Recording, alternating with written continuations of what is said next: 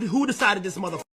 I want to invite Kai out. Thank you for saying my time name. for Kai, I know your guy. I know your guy and win. But listen, I want to come to the room. I want to bring you a broom because Atlanta still won. You feel me? Yeah. So, however it go, young player, just know I rock with you two and I'm cheering for all of us. You know what I mean? Because I'm going to just say to young people out there, it ain't nothing wrong with expanding. It ain't nothing wrong with trying something else. It ain't nothing wrong, with just giving, you don't have to be always in the crowd. So I just want to encourage our listeners out there.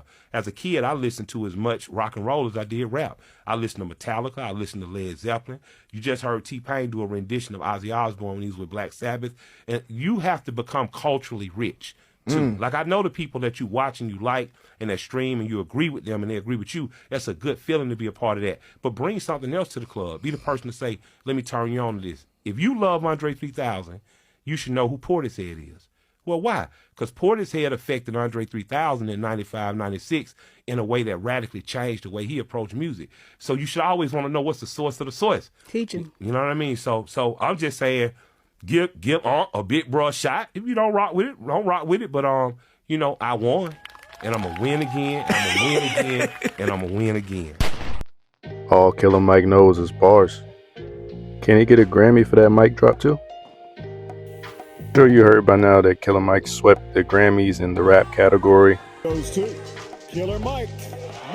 And let out complete. You cannot tell me that you get too old. You can't tell me it's too late.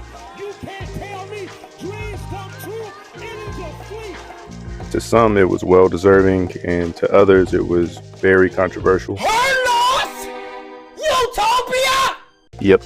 But moving past this, I think that Killer Mike's response is way more important than people are giving it credit for. So let's deep dive into why Killer Mike's response to Kai Cenat is so important to hip-hop. It's important to note that last year was hip-hop's 50th anniversary, which was started in the early 1970s. Hip-hop is rooted in righteous disruption, self-expression, and being a peek into black communities.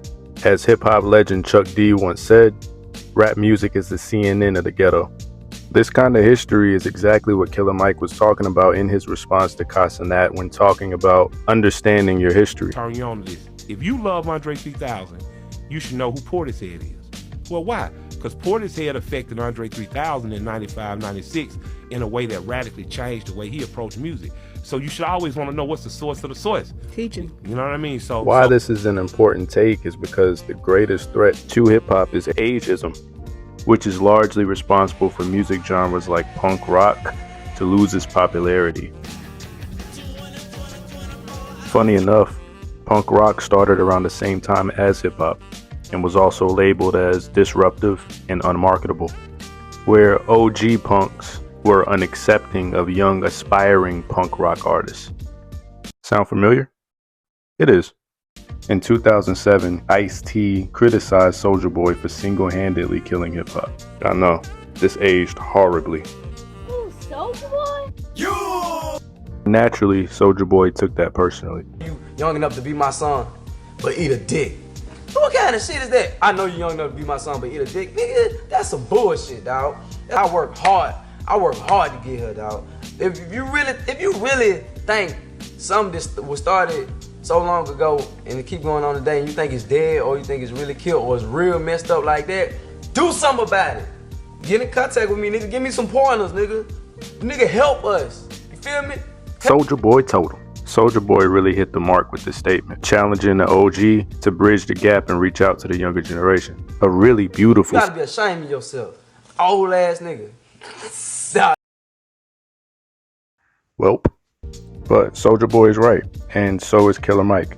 And that's why the most important part of Killer Mike's response is, however it go, young player, just know I rock with you two and I'm cheering for all of us. You know what I mean? Because I'm going to just say to young people out there, it ain't nothing wrong with expanding. It ain't nothing wrong with trying something else. So you should always want to know what's the source of the source. Teaching. You know what I mean? So I'm just saying, give a big bro a shot. If you don't rock with it, don't rock with it. But Mike inviting Kai to sit with him symbolizes the elder statesman in hip-hop culture, inviting the youth to learn about the dope shit that they did before them.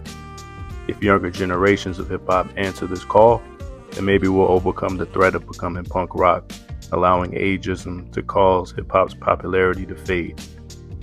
Finally, salute to the young streamers for pushing the culture forward, and salute to the OGs for continuing to show us what can be done as we grow older in hip-hop. Hey, if you made it this far, might as well hit the like.